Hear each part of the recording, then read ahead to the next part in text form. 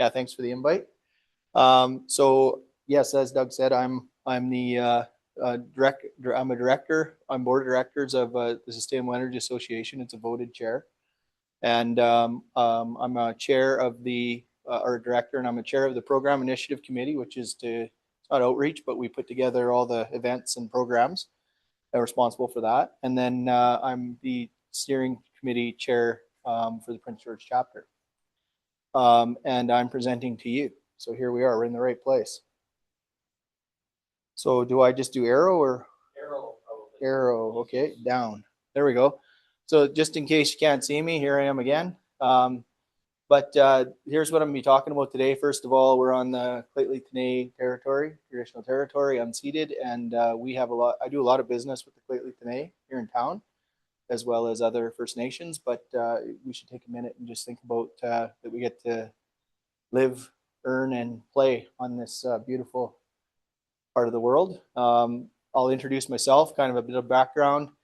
I'll introduce my consulting firm, my Shared Ember Ventures, the BCSEA, and then I'll get right into the Run a River. I'll start with the hydroelectric. I'm sure that everybody in this room knows what hydroelectric is, but I'm going to contrast and compare it to Run a River and what the benefits and advantages and disadvantages are. And then I'll break right into the Coast Mountain Hydro projects, where I lived for 2.5 years of my life, and we did a lot of work there. So I'll kind of run you through those points. And then I've created a couple tables, the relevance of my shared project for both the BCSEA and the Energy Transformation Group, and then, or Transition Group, sorry. And then a case that I think would be something that we could maybe work together going forward, and what the benefits of that might look like. And then just some thank yous. So yeah. So the first thing, this is my family. I'm in the middle there, in case, again, you see my picture. My oldest son's on the left and my youngest son's on the right, and their fiance and his wife, and my wife's there beside me. This is our coat of arms for our family. Summer, winter, fall, our name. We love dogs. North is that way. Prince George is in the center of the province, and so is Christ in my life. So I'm a Christian. So that's me. So ChatGPT is pretty cool. I put all these things in and I said, build me an emblem or a logo. So this is a logo of me with all my things I do. So there's me with a tie. I'm a professional. I like First Nation. I'm Christian. I do renewable energy. I build infrastructure, bridges, and that's me. So basically that's a summary. Until December, I was the CEO at Formula Contractors. We are a major contractor in heavy civil construction. We had another civil division attached to us. We grew it from 7 to 85 million from 2007 to 2024. And then I decided that I wanted to try something different with different partners. So I started in heavy construction right out of BCIT. I've been there, 32 years in construction. And 25 of those have been involved heavily with Indigenous collaboration. I grew up west of Williams Lake in a place called Risky Creek. I actually lived in Meldrum Creek, but went to school in Risky Creek, and went to school at the Silcoteen First Nation, a lot of them. And they have actually just built successfully and added to the power grid 1 megawatt solar farm at the top of the Lee's Corner Hill, Hansville area. I don't know if you've heard about it, but I'm pretty proud of them for that. I'm passionate about the circular economies and community partnerships. I think that a lot of my life that I've been involved in construction has been in renewable energy. We built the first wind farm in British Columbia, for instance, at Bear Mountain. About 4 months after I was awarded that job, I hired Erin. And she was, I worked with Erin for 17 years. And she's a pretty special person to me, and obviously more special to you, but it's close. Yeah. I'm a member of the Lakewood Alliance, and I don't know if any of you know the Cedars Christian School, but my company and myself, I sat on the board, and then I moved into off the board, and just for a conflict, because we had tendered the school to be built, the gym, and nobody came through with a real reasonable price because COVID was coming, whatever. So our company took on it, and we built it for the exact price that they were quoted before COVID, in the middle of COVID, $4.6 million. And that school is 32,000 square foot of use. So today, Kelly Road was 42 million, just to give you an idea. We don't have a science lab though, so let's rip out, I don't know, 18 million. I'm still pretty close. Anyways, we did really well. Well, we just charged them our overhead for our corporate overhead, and we charged them 8% management fee. That's what we did. That's our overhead, and no profit. But yeah, felt good to do it. This is my company that we created, and the reason there is a relevance to all of this, in that I think that especially with looking at the people in this room, Park One, who's not getting any gray in his hair yet, but I think our job is to pass on legacy and knowledge to our youth and our other people in our economy and in our life that don't have that opportunity, so that we can share. And that was one of the reasons this school was built. I mean, was to create this kind of an opportunity for us all in the north. I'm a graduate from here, and we created this to, I feel, is to build a legacy with sharing some of the things I've learned in my career and my schooling, and pass it on to future generations to continue on it and be passionate about doing the same thing, because we don't care about making a difference in our community, and we can't show that that's where we're all going to go and what we want to do. We're pretty broken, and right now I think there's some brokenness in our lives. So that's kind of what we created this for. It's the reason I chose Shared Ember, actually, because my wife liked it and she told me that's the one she liked. But besides that, no, just it is pretty true. But yeah, but the big one is that when you think about, you know, passing a something in our lives that made a big difference, which was fire, and the ability to light fire and cook and live and keep warm.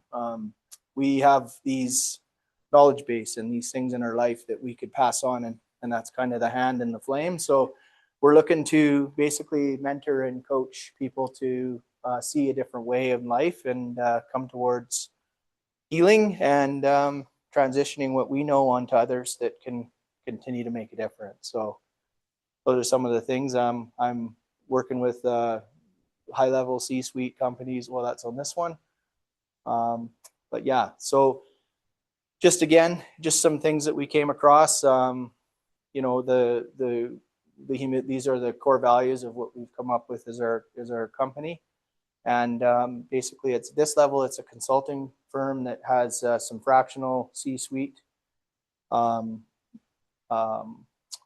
fractional C-suite management, and I get involved with First Nations and their economic development and all sorts of other things that we're doing. And a lot of their ideas are in line with your organization, which is renewable energy and power in remote areas that don't have infrastructure, that they have something like a sun or water or some other raw resource or natural resource that's available to them to be able to create energy and a higher quality of life, and maybe get off diesel. A lot of the First Nations, as you know, are on diesel for their power generation. So what a big step this would be. The BC Sustainable Energy Association, I don't know if you've heard about it before. We've got about, we were up to about 2,500 members up around 2018, and now we're down to about 800. We're slowly rebuilding. There's lots of corporate companies coming in now that are looking, especially in the renewable energy providers, like solar. There's a big solar and that type of following. Of course, there's all other ways of looking at energy as well, and again, training. But to put it bluntly, we're a network of action takers advancing sustainable energy policy, innovation, and education, and really heavy on policy, innovation, and education. I can share some of that as we go on. Our vision, I think that's in pretty well aligned with what you're heading towards, our mission, and how we work. I think that's the difference, is that you have what I've seen, and maybe I'm wrong, but from reading and looking into your organization, I think you have a lot of the technical abilities that are existent in what we would need as volunteers who are coming together because we believe in something. But the technical side of things, I think, is something that our two organizations could benefit from. And then we sit on the BCUC, so we talk about hey, you know what, if you're going to want renewable energy transition, you should probably consider um, having people who aren't in that way either pay higher rates or keep ours the same so that we can afford to sell our electricity and get subsidies so that we can get there. So that's the kind of stuff we do. We have 4 chapters, and Prince George is the newest of those. We started that with a group of us that were left over from the BC Resource Coalition. I don't know if any of you remember the BCRC. For a while we had it in town. We were pushing towards figuring out how we could get major projects in the north to get through to the EA process or follow the EA process, as well as others that didn't want the projects to follow through the EA process, and get the proponent, the stakeholders, the naysayers, and the government all in line to make sure that we were a voice towards let's follow a process or else it's never going to get done. So that's kind of what we worked with. That worked pretty well, but we haven't got a lot of big projects coming to Prince George, except for, well, they're coming now. But I mean, we had Tidewater, which was great. We had, which was the also in conjunction with the CAM4. And of course, we've had lots of LNG. And a lot of LNG is because it's going through here. But what we're looking to try and do is find something that stays here and is here. So that'd be good, because forestry seems to be shrinking. These are some of the events that, as a program initiative chair, I'm responsible for with my committee. We've got the WISE 2025, which is going to be held on October the 17th. This is the acronym is Women in Sustainable Energy. It's awesome. We got mentors that come in there and train and talk to how they had jobs in renewable energy or parts of in the supply chain, and how they could get involved as young women or women in any age to get engaged in a career in finding it. We were talking on the phone to another organization that does the training and placement for renewable, sustainable, and energy workers. And they figure that in the next 5 years, they'll have a 500,000 across Canada, a 500,000 person shortfall in that skill. And it's anything from the EA process to monitors to, like, you pick what it would be. And so we're trying to look at I don't have their name. His name has slipped me. It's the first time I met him, and he had met us through trying to get involved in WISE. But I'll give you the name at the end here, and we can talk about it. But it's pretty interesting. The other one, at this one, we have Carla Mills is there with Tech, and again, Tech is kind of and there's other organizations in there too that are pushing, that are sometimes not seen as the most clean companies. But what I can say is that, like, let's take Tech for example. She's the key speaker. They've started to repurpose their efforts from getting out of coal and more into minerals like gold and copper and the like, and trying to clean up their portfolio as well. The coal that they are involved in is mostly metallurgical.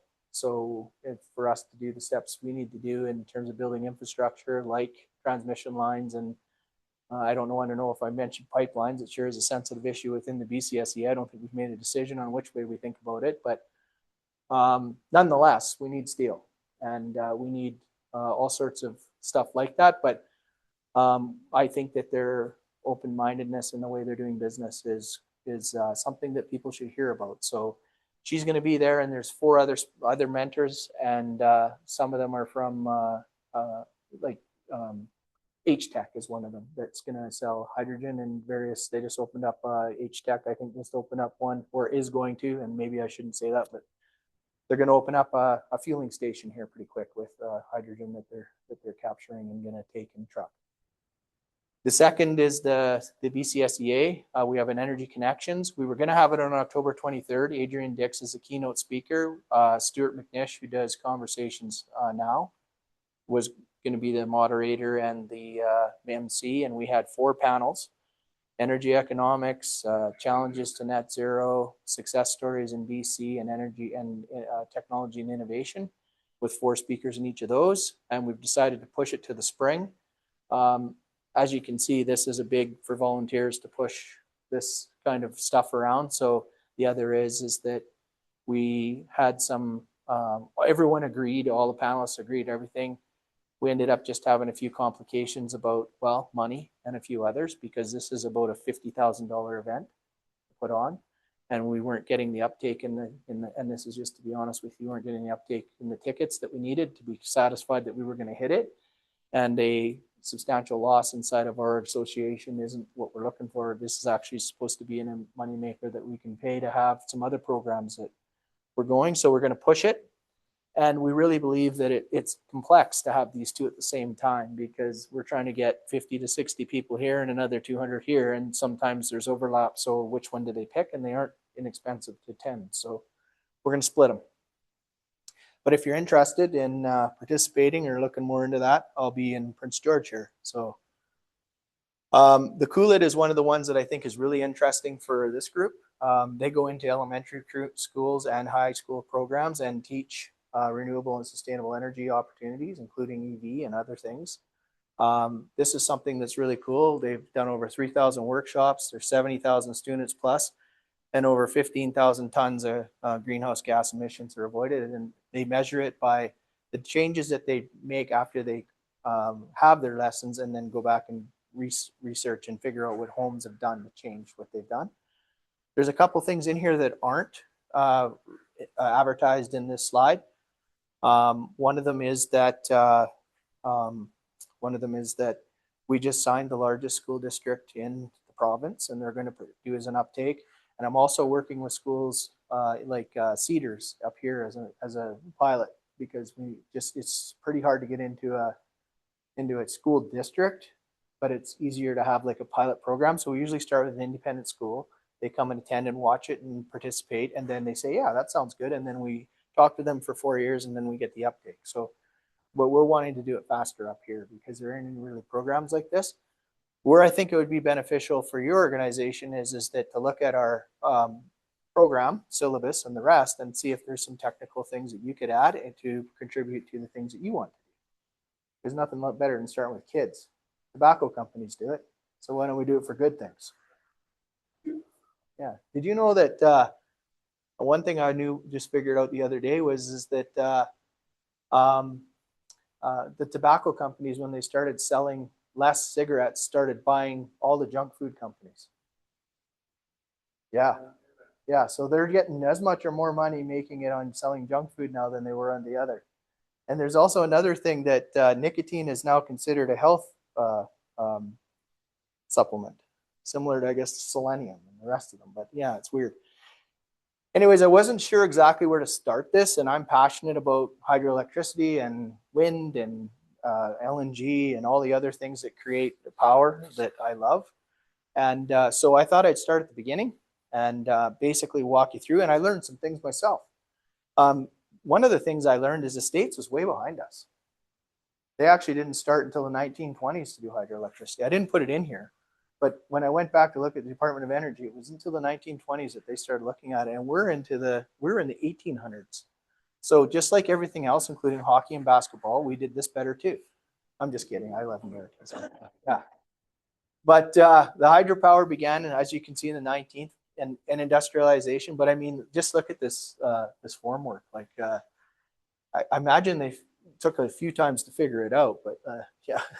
Anyways, my point is that that's we have so many procedures to be able to form that in terms of the engineering, that sometimes I think we move too slow, but other times I think that there's probably 4 or 5 people that don't go home anymore after this job, like this ladder on the edge of the cliff. But anyways, at the end of the day, it looks something like this, and they run the water from a reservoir down through penstalks and into a powerhouse, and then put it back into what used to be the river canyon.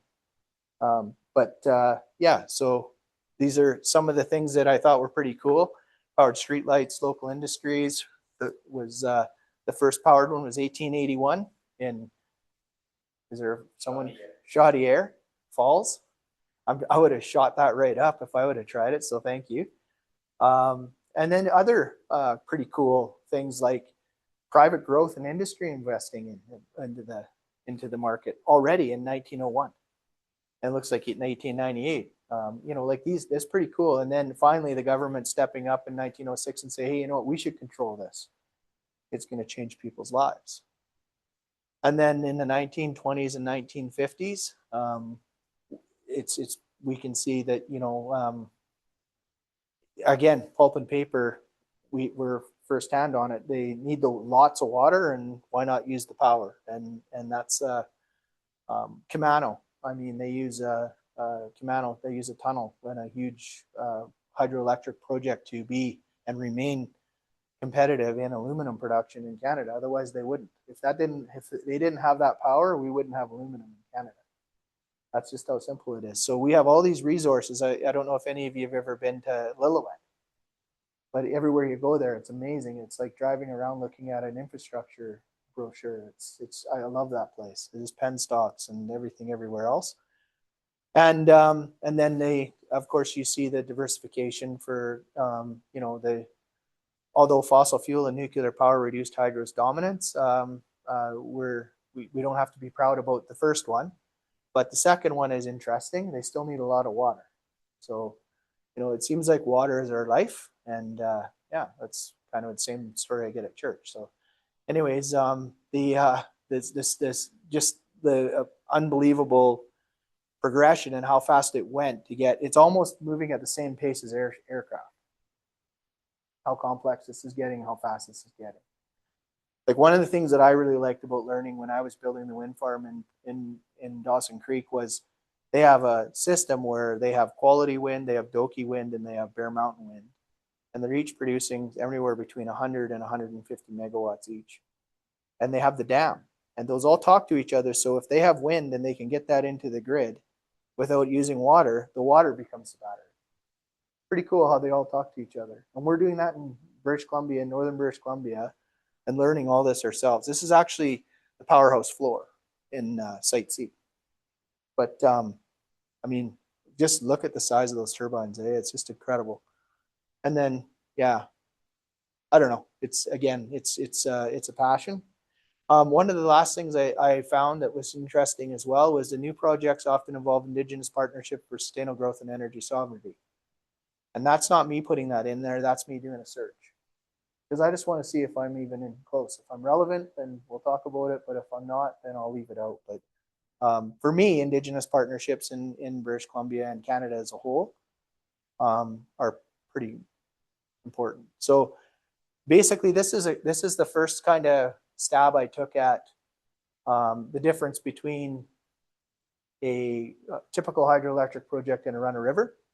And not because I don't think everybody knows it, but it's just interesting even for me to look at it and then actually do the mathematics on it.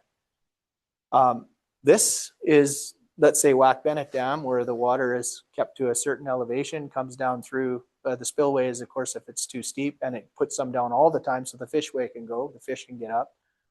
Water goes down, turns a snail, and spins a generator, creates power, and then it goes out through transformers and out the transmission line, and away it goes to your house. Well, usually for a substation, I hope, so it can get stuff back up. But anyways, yeah. And the draft tube is actually what comes out the bottom. We call that tail race sometimes, depending on the shape. And when we get into the run-of-river projects that I'll go over, and I'm just going to focus on the three, but I'll pick on the one, which is Force Kerr. We built tail race and the intake penstock that came through the rock tunnels and the rest. So at that point, where the water starts coming in, there's a lot of similarities. Of course, the footprint of this is quite substantial compared to a run-of-river, and that's kind of the difference. In fact, what was interesting to me was this is a thing I want you to remember. They're 83 kilometers long, 5,500 hectares of land, and we'll have a total surface of approximately 9,330 hectares when filled. So in comparison, the reservoir will be about 5% the size of the Williston Reservoir. So what's amazing is that when you go to this next screen, this bottom down, 5% of the footprint, 35% of the power. That's pretty cool. You get a 7-to-1 return on your footprint. And so the nice thing about this particular arrangement is that that's probably not always going to be as beneficial. And the reason is because they already have the Williston Reservoir, so they can kind of feed Site C. But what I do think is Site C gets a lot of kicking around. they spent way too much money and they have a hard time to get that out in a long, long time, they figure. But there's a lot of benefits to it. Like, I'm surprised that people don't talk about the cost of the Bennett Dam in their day and what that's done for our economy and what that's done for our partners and the other people that we do business with across in the United States. So probably a sensitive issue right now. But what it did also allow is we were able to, how would you say, reduce the carbon footprint of Alberta by having our dam. Because what we can do at night, you all know, is shut down ours quite tight and borrow their coal because they have to run it at full blast all the time. So we can take that all night and then flip ours back on in the day when we start getting used again. So that is a national step forward by having something that we invested and took a chance on. If you figure out what the cost of the Trans Mountain pipeline is and how much oil it moves and how much, gigajoules, and compare it all out and whatever, it would be interesting to see how bad this really is, because Trans Mountain wasn't very inexpensive either, although the government took it over. But you know what I mean, right? Like, it's, if you compare apples to apples and really take a minute, we can always find problems when we talk about renewable energy. Well, we should have just done this. Well, that doesn't get us anywhere, though. We're going to have to invest these kind of things in order to take it. And right now, luckily, hydro isn't charging us the difference between 7 billion and 18, or what is it at now? It's up there. 12, 16, 18 billion. So, I mean, we're not getting charged 3 times more for our hydro. We're keeping it the same. But we're looking at ways to get economy going, like putting transmission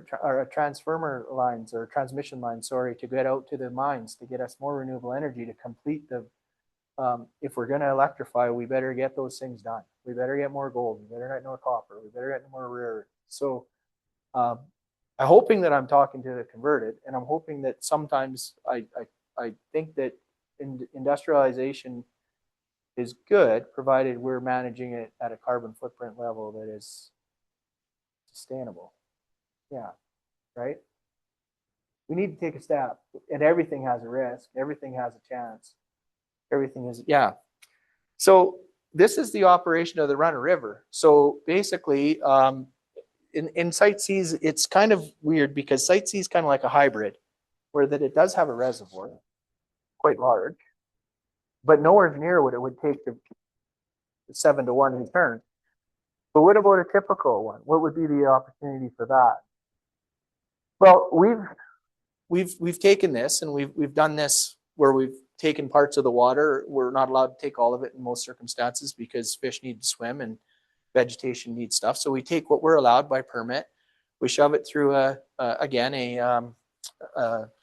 penstock down into why can't I think of the word? A turbine, and we drive a generator and we create power. And this is kind of the shape of it, the snail case in here. This is pretty cool. And then this is attached obviously to where it creates the power. But in the example I'm going to show you has 9 of those. So does Site C, but is it 9? I think it's 9. Anyways, Forest Kerr definitely has 9. And what's cool about it all is we're just basically borrowing the water for a minute and then giving it back to the river with minimal footprint. And what typically happens with something like this, though, is that where there's the best, well, not the best, but a substantial opportunity to have a project that may work for these reasons. You need a geography, you need the location, you need to have pretty consistent annual flow. You got to have a return on the investment, because if you create $7 billion or $5 million, whatever, choose your number, you got to have it so that at least in a certain amount of time you're paid back, plus you can start your maintenance, because these things wear out, and especially in other waters that we'll talk about in Forest Kerr. My point is that, and then you have to be near a transmission sector, because there's no way you could attach on a substation and 70 kilometers of transmission line at 69. There's just so many things that have to be just right to make it work. But where these actually have a pretty good opportunity is what else can you do to take the power you're creating, and rather than shove it down a transmission line, what other methodologies can you use? So those are the types of things that, looking like, for instance, if you could use the electricity to take natural gas and methanize it and use it as renewable natural gas. Or you could take natural gas and you could create hydrogen. And then you could ship hydrogen. Or you could create what they're calling now is, what did they call it? Green methanol or methane, green methane. Methane or methanol?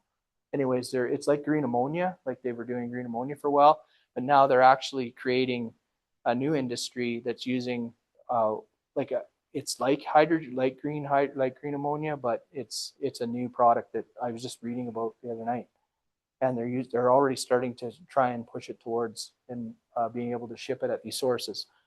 There was a company called Aeolus where they were trying to create blue fuel, and that was their idea, was to use wind farms in the middle of nowhere and then build a small pipeline to get out what they could create through electrolysis or other methodologies to get some sort of without having the transmission line being so expensive. But when you really look at it, all these steps and all these things that are required to have any sort of renewable energy project, whether it be a run-of-river or not, it starts to get very expensive quickly per kilowatt. So this is my personal experience. That's where Forest Kerr is. So have any of you been up there towards, yeah, you've been to the plant? No, but you've been up Mesiadin and all the way up Bob Quinn and Dees, and yeah. And then there's another one down in Stewart, but it's more of a penstocky kind of one. Yeah, anyways, Wrangell, Alaska is straight across from Bruce Jack Mines up there. I'll show you a few more references that you probably get, but what a beautiful part of the country. And if you look there, see all that white? That's snow. So it melts, and that's what kind of creates this opportunity in the middle of nowhere, which you don't need as much. And you couldn't at this particular location put a dam in. And so that's the interesting part. So why here? Well, has everybody heard or anybody heard about the Golden Triangle? Yeah, so that's basically where these mines are, and they need power. So there's a few other reasons too. The one is that they get a lot of drainage, which is nice. They get the pavement, so they could have the affordability towards the production and construction of this. The North Line transmission line came up, so they could feed to that, which is a talk about how do you got feedstock, how do you get offtake, and then the opening at the Stewart's World Port, which just got bought by Teltan, so now they own that, so that's pretty good too. So yeah, so huge opportunity, and there's no homes there yet. There's First Nation, there's Teltan in Telegraph Creek and Dees Lake, and then there's all the camps for all of them. So there's lots of electricity required, and right now all their equipment that they're running is diesel, right? So is a lot of their electricity in these mines if they have problems or underground or the like. So anything we could do in that area to continue to find the rare earths and minerals and elements that we need to continue to electrify would be amazing. So why don't we find something right there? Like if you really look at it, it's amazing where it's located. It's like I don't think you could pick, if you measured all the angles and it's pretty damn close to being exact center. So anyways, they came up with this project, and it was originally going to be built and owned by Nova Gold. It was Alberta Gas. They bought it after. Yeah, but Nova Gold, their big project, I think, and that was Teck, right? They bought Nova Gold. So Galore Creek Gold, that was what it was for. They were going to have it because they had no power, and they were going to build the largest gold mine in the world, so they needed power, and this was going to be the power for it. Well, Galore Creek and Nova Gold flew helicopters to build this road in session because they didn't have access to it, and they had wanted to start at several headings, so they used helicopters. In fact, in the very first year, it was rumored that they spent more time helicopter hours than they did fighting in Afghanistan for our country. So they spent a lot of money. We got half the bridges on that job. So we got to the point where we got the first season done, and about a third of the bridges, and Ruskin was doing the north section, and they got a third of the bridges done, and they ran out of money. So they bought all their equipment and left it in the bush.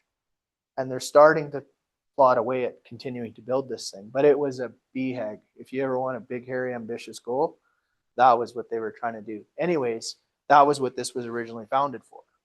Where it became a little bit concerning was they felt that they could dam it. And originally they were going to use a dam. But the problem is that it's right on a fault, a basalt fault. So they couldn't use a dam.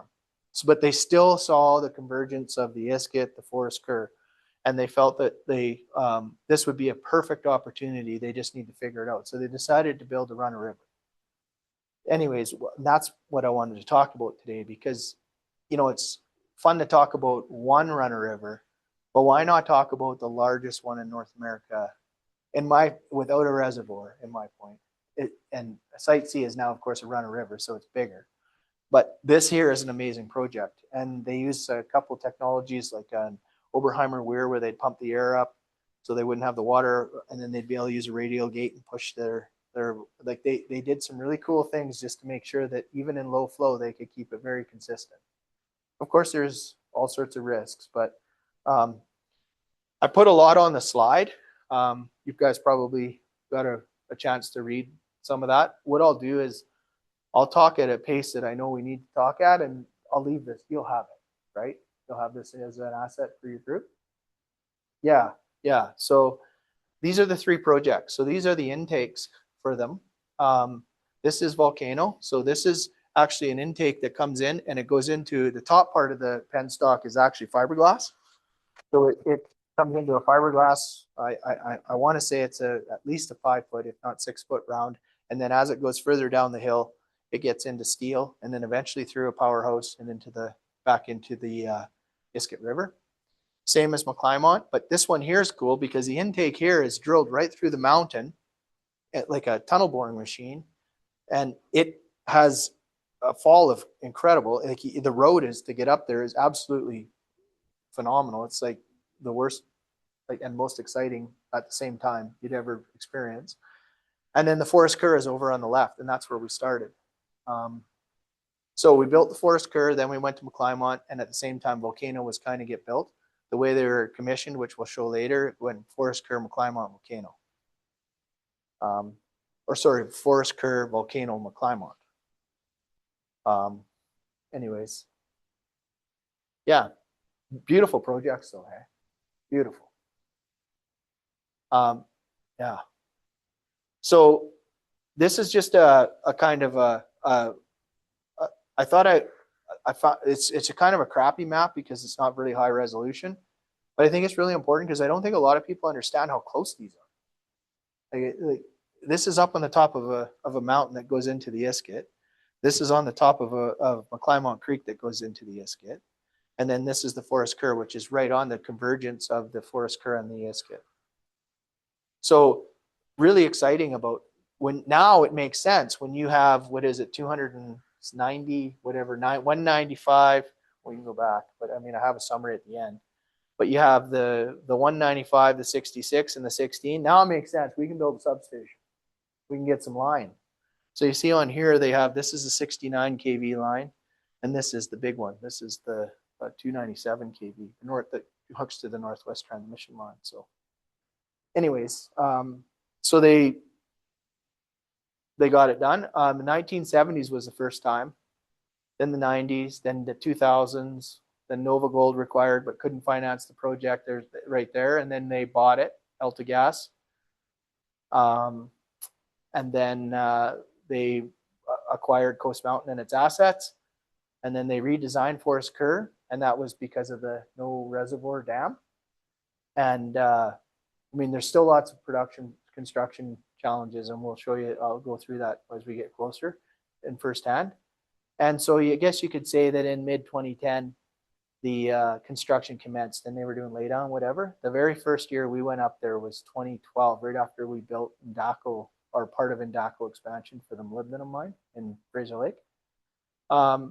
Yeah, the one thing that I thought was really interesting was the part about the importance of the community engagement, the First Nation ownership, the on-site management. They didn't have a guy like Bob, Bill Leonard and Kermit and Jesse and James, all those guys. They lived right on site. They didn't have it where they were living in Texas or somewhere and telling us what to do. They were in rubber boots with us standing there doing the job. It's amazing. We ate with them. Like, it was so cool. The Alta gas cluster, there's the three of them, combined is 277, just so that I have a finance degree, but I still wasn't quick enough to do that in the back of my head while I was talking. Yeah, they had long-term purchase agreements, 60 years, index. They signed it in 2010, which is why they started to shovel. And they've got a stable framework supporting the long-term project, so they invested. The big thing, the reason I had this map in there is, again, just to show the glaciers and the drainage channel that they're able to attach themselves to. So it's pretty cool. And a lot of that is melt and sometimes really high flow. And you know, when you have big glaciers moving on rock, you get a lot of rock flour and abrasive water. So yeah, I guess where I'm going with that is most of those waters aren't real high in fish content. They hurt fish. There's lava canyons and all sorts of places where they don't have vegetation clinging. There's lots of opportunities to use this natural, I guess, above ground ditch to get water that you're not going to do a whole bunch of damage to other parts of the world or other parts of the ecosystem. So yeah. This was something that I wanted to make sure that I attached is that that's Rustad. I guess you guys know him. And that's Chad Day accepting that for Taltan. And what's very exciting about this particular picture is that, and moment, is that his quote. It's the first time they're in the Golden Triangle. They're one of the only First Nations besides Nisga'a, who borders on the west side, that had the opportunity, and everything's going on around them, and yet this was the first project they'd ever entered into as a part owner, and someone actually taking the time to meet with them to get it done. Plus the on-site ownership, and plus the plus. So there's a lot of really cool things about, like, I'm very proud to have been involved in this project for so many reasons. And then not only that, we got clean energy to produce things that we need in order to continue to electrify. So anyways, yeah, and just the management approach to it, it was pretty cool. They were right in there. Guys from Texas standing there in rubber boots and raincoats that never saw snow before. Well, parts of Texas get snow, but I mean, like, they were not expecting what we had. This is a really cool picture here. You can see that absolutely everything is at capacity. And that's how they designed this thing. I remember we built the cofferdam around this part because we had to build it in the wintertime. So that in the summertime, when they went to go, and this happened, it didn't topside and they flooded the job and they'd miss it. We got them a whole construction season by figuring out a way to put in a earth cofferdam with sheep piles. You'll see it in another picture here. But like, that thing is screaming. There's nowhere for water to go. They've got on the left, they've got the weir wide open. On the other, in the middle, right here, they've got the radial gate open wide up. That's why you can't see through there. They've got all the stop logs up. They're up at the very top position, and that's it. Like, you go any more than that, you're running over top, and they still held it. So the design of that was incredible. This all goes down into a desander where that water all kind of settles. The sand comes out, which is the rock flour that's very corrosive. Goes down a rock tunnel. It's all rock. It's like a 30-foot wide and a 15 or 20% grade down to the penstocks, and they shoot through the 9 turbines and then out the tail race and back way down here and downstream into the Iskut River. But like, the reason I chose this picture was because of the design and engineering that went into that to make this work. That's a fish ladder, actually, this part. So they could get into either river. But my point is that amazing that we can, as human beings, forecast something like that and be that finite on it. It's pretty amazing. If when we want to do it, we can do it. We just need to want to do it. This is yeah, a bit emotional. Powerhouse. This is 100 meters below the ground. And the reason why we had to, we had to build it was we did all that structural steel, that crane. We placed all those turbines. These are out this side is the penstock. There's a TIV valve, goes into the snail, goes out this side into the tail race. This is all the mechanical over top for the oiling and the electrical, and everything's up top there. It's all in boxes. It's all on top of the structural steel. That's a fabric roof because as we got going, the water started to come down through the roof. And we actually got this out of Germany, and we ended up putting that up. We used scaffolding off our crane to put it up so that it would run down off the side, and then it would go down almost like BC Place, but underneath the ground, and it would go down tubes and into the ground, and they'd be able to get rid of the water. But yeah, this is a pretty amazing part of the project. But again, the rock quality near the intake. So what we were having to do was we put this cofferdam in. We got it all up. It was within 1 meter of broaching over our cofferdam, earth filled, 75 millimeter round Dewey eggs every 2.8 meters. And then we would go up another 3 meters and put in another row of C channel. And we would build those all the way around. At one point where the water goes back into the river past the radial gate there that I showed you, that when it doesn't go down the tunnel, it's 80 feet tall. And it's 15 meters wide, filled with earth. And when all that was done, when we got everything built, we had to take it all apart. Yeah, it was impressive. It was a really good job. Anyways, all these things, the logistic we had to do, but they gained a whole year to construction. And can you imagine just the LOA alone for 350 people staying in camp for a year? So they easily paid us. Just ask a question. Yeah. You mentioned that Thank you, Doug. You say that it requires an underground powerhouse. In a regular run-of-the-mill power facility, would that powerhouse actually be above the ground? Yeah, it'd be like a shack that the penstock would come into and then push it back out. McClymont and Volcano both had it. This was one of the first ever.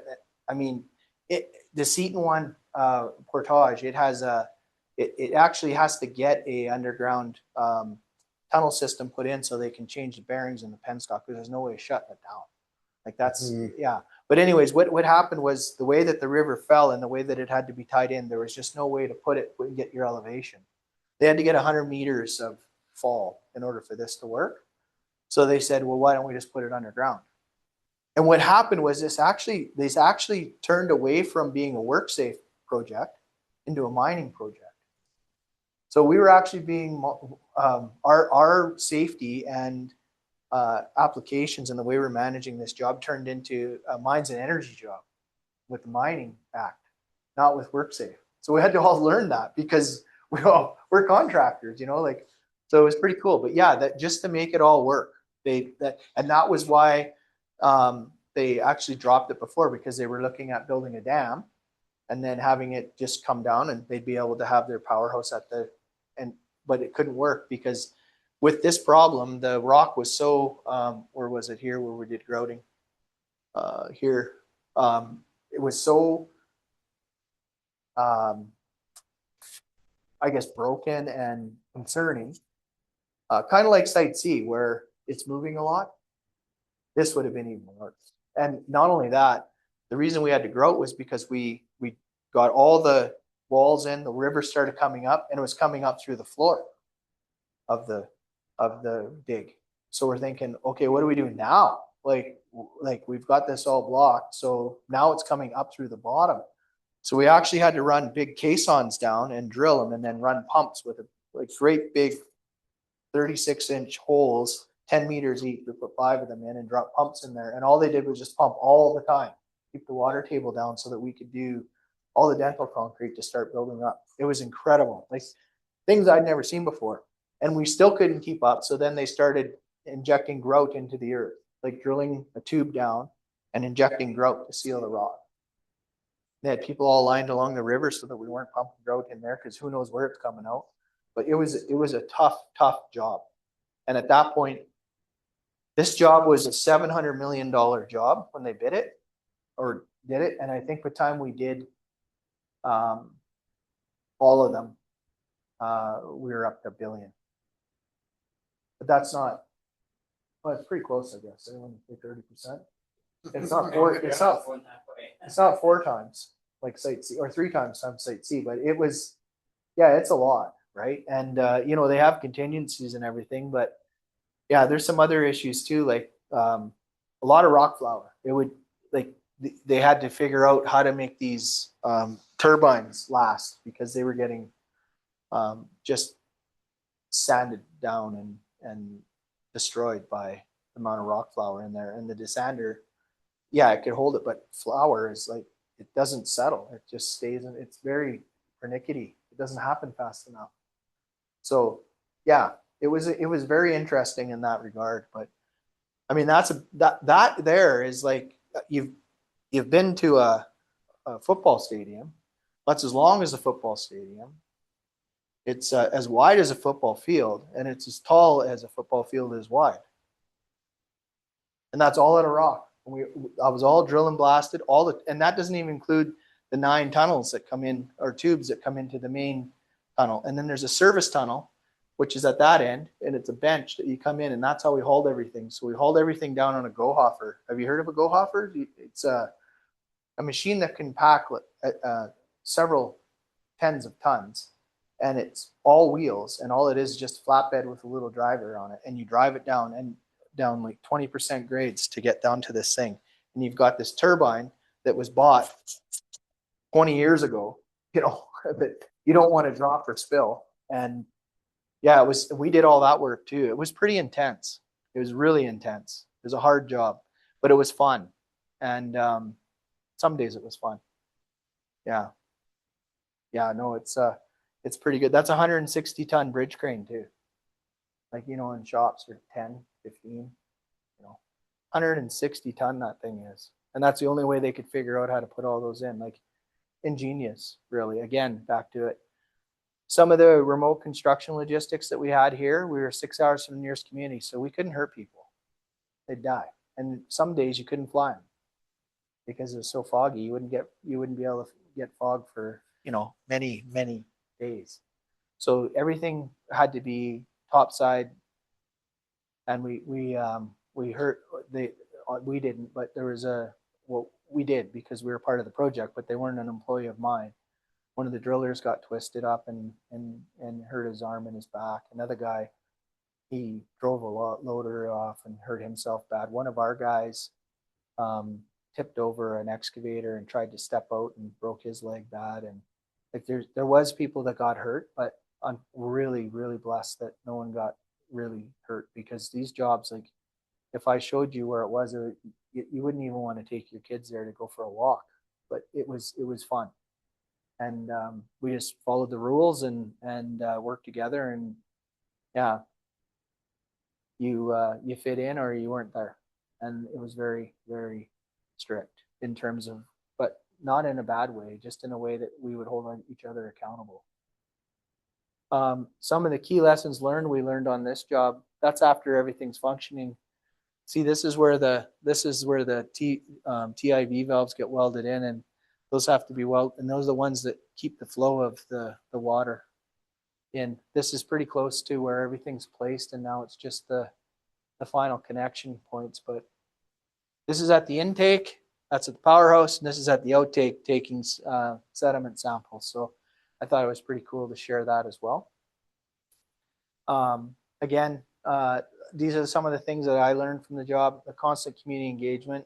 Man, it was easy to explain things when they went bad because you're already telling them every day that it might go bad, but these are the things that are going good. So you build a relationship, you empower the on-site team. That's why it worked, was because the management learned just as much on this job as the people that built it. The worker morale and well-being was kept high, and by transferring the insight of how the thing was built onto the people that would be maintaining it, they could stay and maintain it, and they were Teltan members too, so they had long-term jobs and ownership. So there's kind of the commissioning history. 2014 was Forest Kerr, 2014 winter was Volcano, and 2015 was McClarmont. Yeah. from just starting in 2010 and spending $1 billion. Pretty amazing. With only 350 people. Did a lot of work. The technical details of this, there's the substation there out near Bob Quinn Lake on the highway. I don't know if any of you driven by, but it's huge. The gross head of this was 100 meters in fall. The design flow is 252 cubic meters per second, and that was at the beginning. That was the mathematics that showed that what they needed, or what they were going to take, and what they needed to give up on the river to make sure they didn't. The 9 22 megawatt turbines underground. Yeah, it's just it's amazing when you really look at it. The weirs, they're Oberheimer weirs, so they run on air. So they pump up a bladder and they push up a fin, and then then they back up the radial gate. So radial gate looks like a bearing on like a rocker bearing. It's just like a quarter of a circle. It's got a pin through it. It's huge. It's like if it was on its side, it would touch the roof. And if it was it came in 4 pieces and had to be all connected and welded on site. And what it does is it swings into the current and it causes it to back up. And as you know, of course, if you swing it, the more it goes, the less that gets by. And then when it's total flow, it goes up. But like, just for instance, we had to build lines in there that made it so that the radio, because it has to be tight to the sides, it had like rubber, but you had to make it so that it can move in all weather. So we had to heat that. So we had to figure out ways to heat it so that it could move in there at any temperature. And like that was an afterthought, because water doesn't freeze when it's moving, but if it's holding it, then it does freeze. So it's like, okay, let's figure that out. Yeah, the tunnel's 5 kilometers. The largest was 3 kilometers long, 10-meter diameter. That's the one for Skirt. Like, it's 30 foot around. You drive a Jeep down there. It's crazy. Yeah. Transmission, and the estimated price $725. Tech said $25 million. I don't know where they got that number from, and they adjusted it to $1 billion total content. But yeah, it was incredible. These are some of the companies I put on there that deserve to be mentioned. I put Teltan at the top. The reason is they got lots of interest and continued to lobby and push for this, and in a way that was beneficial for all of us, and set up to be the first project in their nation and one of the largest ones in our province for renewable energy. So I'm pretty proud of them. I put them at the top. And then the rest of us, Coast Mountain Hydro was the original people that had the vision to see this thing, and they kind of AltaGas picked it up and bought it and said, yes, let's do it with Teltan. Hatch designed it for most of the infrastructure part. Northwest Hydraulics was the company that did the study that proved that it wouldn't go over top. BC Hydro, because they are just awesome at wanting to do this and continue to be a leader in renewable energy. We can all debate that 100, but at the point that they were on this project, I can guarantee you that was in their quiver. They weren't effing around. They wanted this job done, and they needed an option for the Northwest corridor of the province to get other things they need in order to push what they believe in is important. And then the Trinity Consultant Group, which included Ecofish Research and another branch that did the treatment of the water and how they could move it, like not just the reasons why not to build the project, but the reasons on, hey, by the way, we're really good at knowing the composure or context or composition of water. And in order for you to use it and be beneficial, we can help you to make it so that operationally you can do this less expensively. And when people start to turn into how we're going to get this done and how we're not going to, rather than how we're not doing this, that's amazing things that were part of this project. Yeah. Our company from 2014 or 2012 to 2014, so only in less than 2 years, did almost $55 million worth of work here. And we had the one guy with the leg that ended up losing 3 months, and that was our injury. It's still not acceptable, but that was the manpower cost of it. Yeah, so I remember phoning his mom. Pretty shitty phone call, I'll tell you. Anyways, at the end of the day, this is my personal experience of being involved in something that was absolutely phenomenal. I do have some more slides here of some other pictures that I took that I got out of my own personal. Some of them are on the internet, some of them are not. This was what we entered into when we started the structural steel. That's our crane. That was starting to set the structural steel on. That's a neat cast in place floor, but you can see how much water is on the floor, eh? And that's just coming down the walls and from the roof, which is why we knew we had to build it. But what an accomplishment. I mean, yeah. This is a rock cut that we started, and this is the reason I showed this one was just to show you the basalt and how absolutely different it is. Like this here is just like clay, compacted clay, and then you get into another zone where we're drilling, and you'll hit a sand cavern, and you'll take the top off, and you'll look down, and it's like 40 feet of just trapped sand, because it was a volcano.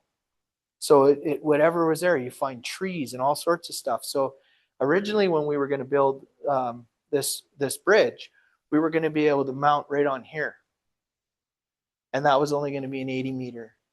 But it all back in here, when they got looking, you can see the crack. They said, no, we're not going to build a 150-foot bridge on that. Well, we can rock bolt it, or we could just make it longer. And we're bridge guys, so we said, let's make it longer. So it ended up being 100 meters.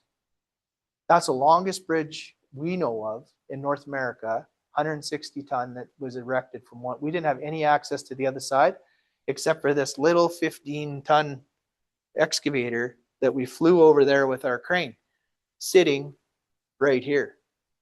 So we reached it over, and then we put it together on the other side. And then the nose we put on this was 150 feet long, and we had to disassemble it with just that machine.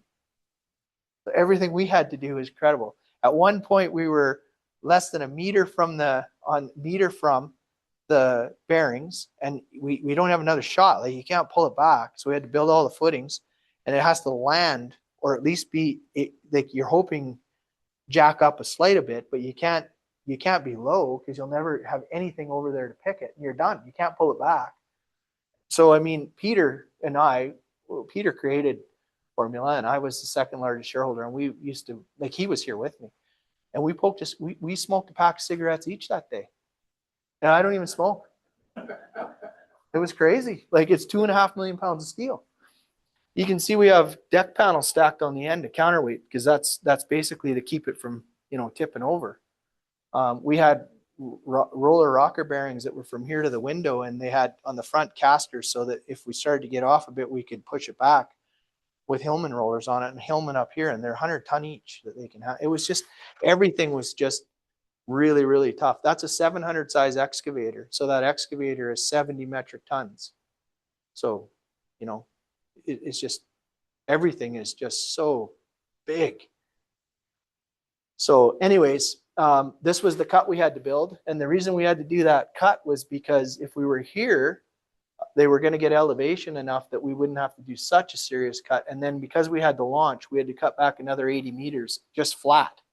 So this is all flat, and then we had to drive down and then backfill it all again with the rock. But just everything that was probably the most fun I've had ever launching a bridge or building a bridge in my entire life.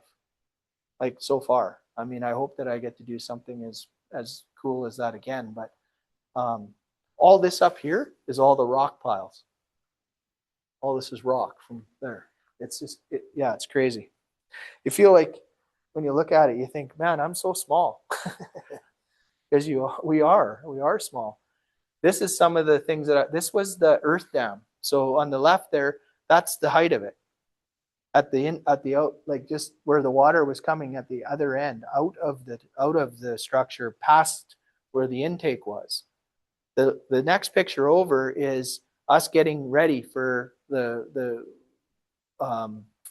freshette, And in fact, you can see the white or the yellow or the blue water that's trapped down there against the intake there is from a few nights where it came up. And this is just at the start. We were just getting finished on, getting this to a point where all that whole rock wall, we did all the bolting and made sure that the rock wouldn't fall in. And that's the tunnel. The one on the left is the service tunnel. The one on the right is the main tunnel. That's where the water goes in. It's just a rock, cavern. And then other thing, there's the drill down there. You can see it's got on the left, it's hung for a crane. I'm sorry about the shadow. I couldn't find one any different, but that's the one where we had to drill the holes down and then create the casing so that we could pump water. And then, like, people don't understand that in order for us to ship 160 ton in 3 parts, 160 divided by 3 plus a truck, whatever, you need an 85-ton truck. All the bridges along all the road that we were going into this place had to be upgraded, as well as several on the highway. We rebuilt the Ogilvie Creek Bridge just north of Bell 2. We had to strengthen Bell 2. We had to strengthen Bell 1. There's anywhere where you can't get anything across this on this new highway had to be all upgraded. This had to be done hot. We figured out a way to cast concrete at 50 MPa in 6 hours. So that and if we didn't, there'd be no groceries, no diesel, no people getting out. If anybody got hurt, it's just and we had to keep doing it. And then this bridge was built, the same bridge is Ningensaw. And the reason I have this one in here is because it's a perfect example of, we're just going to be having logging. And then you build a mine there, SK Mine comes in. And then, now we're going to haul in 160 or 960 ton turbines. And, things happen. So that bridge there, if you look, we had to, in the 80s, everybody knows what happened in the 80s. No one could afford anything, so they made it just what you needed.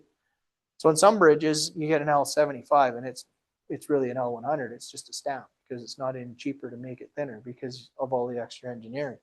But this was an L75, and it was a true L75. And I bet you it was an L72 and a half. And so we had to make it an L160. So we had to drive all those piles in, put all the caps in, back brace everything. Then we had to change all the deck panels out, put all new braces in. It was like we basically had to build a bridge, but we couldn't build a new bridge because they still had to use it to do the project. And this was an afterthought. This was, okay, we got all this going on. We got all this figured out on site. Okay, let's start moving things. Has anyone checked the bridge? No. But anyways, it's exciting, and we all did it. I'm sure they did. Yeah.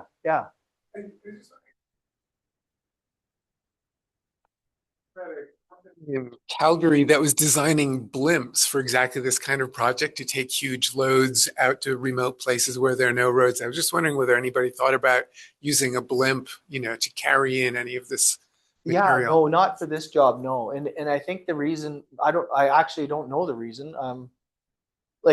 You're thinking like a Goodyear over the air, fly it in, and yeah. I don't know. Besides the fact that, I don't know. I don't think they did. I understand. When he first said it, I thought about on the water. Sometimes they use hovercraft and stuff like that, which they're doing up when if they develop the mine up by Nahanni Butte, which is going to be like a nickel mine, they're going to do that. But here, no, I don't think so. I don't think that. I don't know. Look how foggy it is too. There, I mean, it's like when you're building a wind farm, everyone's, well, why do we have to shut down today because of wind? Well, it's not like they didn't build a wind farm where it's not windy, and they didn't run a river where there's no rain. It's that's just what they did. So it's, I think the inconvenience, but we tried. The amazing part about this job though, if you were on that job and you made that idea, we'd probably run it around the room for a couple of days. We wouldn't just say no. That's how it was. And it was amazing that way. I can't stress that enough about, and that's the thing that I think upsets me the most when I get into construction today, is it's like, well, no, that doesn't make any sense. And because the person is in charge, then everyone else is no. But it's not like, well, why don't you get up on the whiteboard and start drawing your blimp idea? Well, yeah, no, it's this, that, and that. Well, you know what? That won't work for everything, but maybe it'll work for this. Because some pieces, maybe they could ship in at length, right? Instead of, because tight loads, for instance. And I'm thinking wind farm, right? all the blades, they have to spend so much money on grade and curvature of roads to get the wind blades in. And like that's a really good idea because blades aren't that heavy, obviously. You know, they gotta spin at 1,000 miles an hour. But yeah, 1,000 kilometers an hour. But yeah. No, it's good. And that Remind me to email you a compilation of information on the blimps. yeah, Quite interesting. it would be super cool. So they must get towed, eh? Or do they just have their own power? Like there'd be like a hot air balloon kind of that. They have jet engines on them. Oh wow. Yeah. Yeah. That'd be cool. I want to try one. Yeah. So then why is this kind of, I guess what I'll do is before we get too far away, because the construction part is the fun part. Is there any like questions or any things you guys would be? Wondering, Paul, does the weir continue to work fine these days? Yeah, I think if I'm using the right term, that big contraption that compresses the water. Am I understanding it correctly? Yeah, the radial gate. Yeah, the one that fits in tight and Yeah, has the rubber it on the does. sides and it continues to work. It Okay. does. Yeah, the radial gate turns to work. So they have two ways of doing it. They have one where they can jack water into the system by using the radial gate. And then they have the other one where they can raise the weir. So what they do is they work in conjunction. So if they have too much flow, of course, the radial gate's out of the way and the weir drops. And then as they start to jack more water, to hold more water into the system by rotating the radial gate into the flow, the weir comes up a bit. And then that becomes just enough water to keep them on max, but within permit. Okay, and so the purpose of it is to make the water force consistent. Yeah. Availability. Volume. And, okay, yeah. Volume. Okay. It's just like, yeah, if you have, head, let's call it head. Yeah. So if you don't have the right head, you're going to get, like you're going to get aeration in all your equipment down in the hole. And that's not good because you get ramming and bamming and those turbines and all the things that are happening. You get penstocks jump, you get tail race, everything starts to get pretty messy.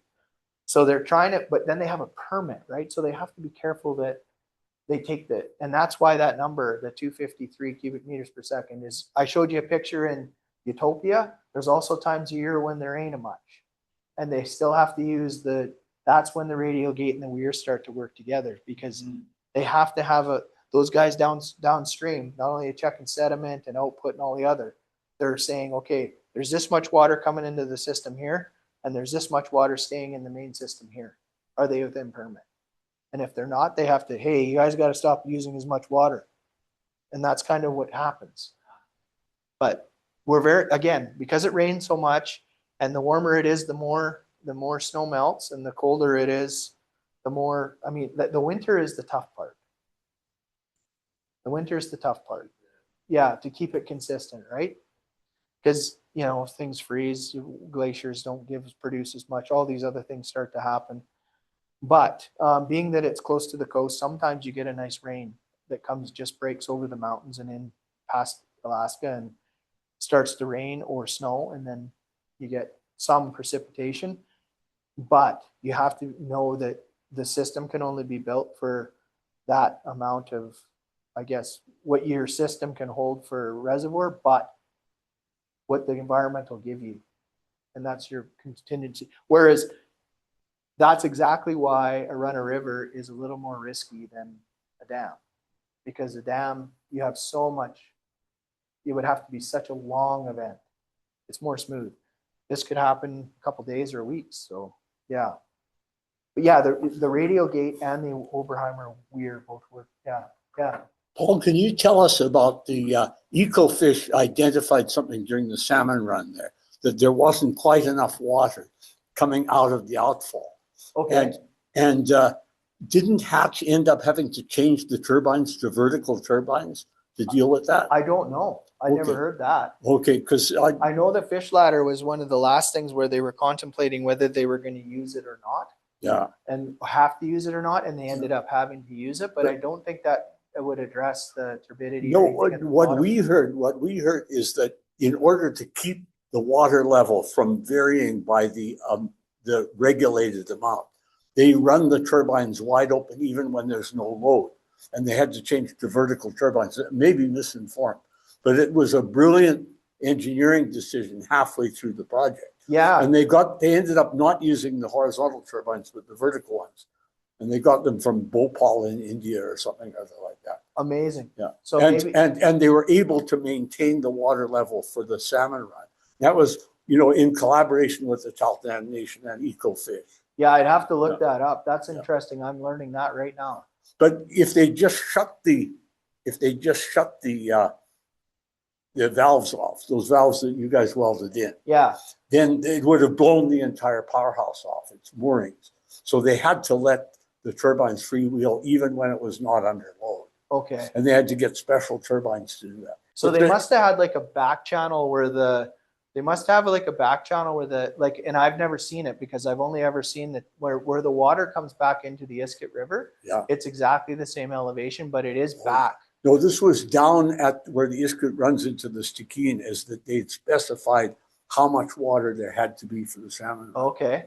I'm going to look that in up the because shelter. that's super cool. It's just, and that's been since the build. it's in a report by Hatch. It's a really cool example of brilliant engineering Yeah. under pressure. Was it during the build or after? It was before they took possession of the turbines. Okay. So, Yeah, well then that's probably the turbines we placed yeah.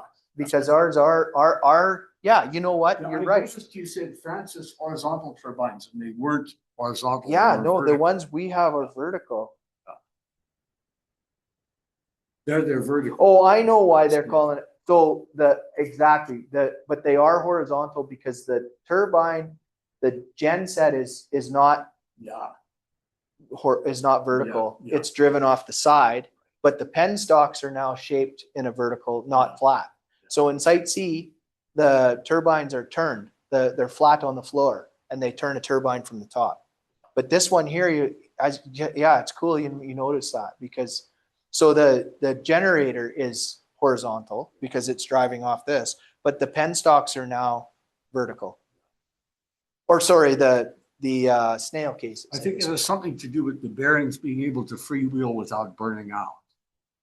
Yeah, well, it's like a diff in your car, right? Yeah. Yeah. Yeah, if you don't have enough oil in your I guess what would you say, your lawnmower blade journal, Yeah. because there's oil above it, then and if you turned it this way for too long, you'd run out of oil in your bearing. So I don't know. The lawnmower doesn't have to carry 252 cubic meters per second. But I guess what you're saying, and it's a good observation because these are this way, and in Site C they were flat in the floor. But anyway, read the Hatch report because it I'm really gonna. is interesting. Yes, I am, and I love learning about that. Yeah, but yeah. So yeah, that's it. These are the kind of the pictures that the mentions, the pictures. Yeah, it just brings back a lot of memories. It was a really fun thing to put together for me.